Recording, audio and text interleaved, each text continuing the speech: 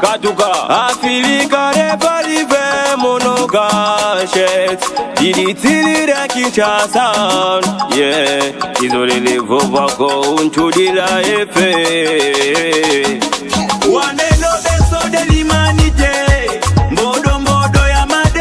Mbonda ezali ko continue ko beta se ko beta. Bana lukala ba ko suka wapi. Na elanga lukala poussière oyo wapi. E bongo na mbula mai nde mai. Poto poto nde poto poto. Ba susu balobi tokomi na tango ya Noe. To nini po ete kotala ndenge banda kupe baveni ezali kodinda epesi pasi pe mawa. Komona ete bandeko oyo bavandi na aveni Bitanzi bazali ko souffrir na botondi ya mai. Nyonso oyo ezali kozanga baterase oyo ekoki kolekisa mai. Selo bandeko misusu kozanga ko prevoir baterase pe botongi bandaku na ndenge ya mabe. Yango nde ezali konyokola bandeko oyo bavandi na aveni Bitanzi. Awa boklotire ba mapangu boboyi baterase ezala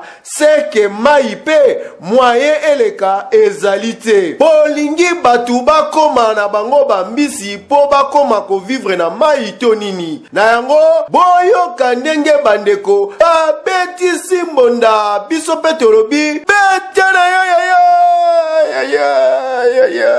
Oui, papa vraiment a ça difficile de tomber dans balabala na makadami kuna.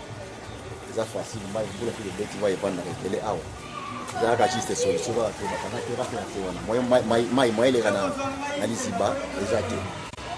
Donc si ba faut terrasse wana mbula soke noki mai tout kene na terrasse tina lisiba kuna. Parce que ba kanga moi kende exact. Donc ça difficile kana awa nisika wa. En tout cas mayo to lembi.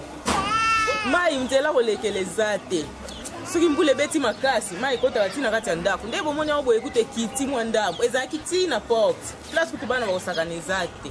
Bantela nyoso bakanga batera sezala awa bakisu batonga bandako. Moye eleka ezate.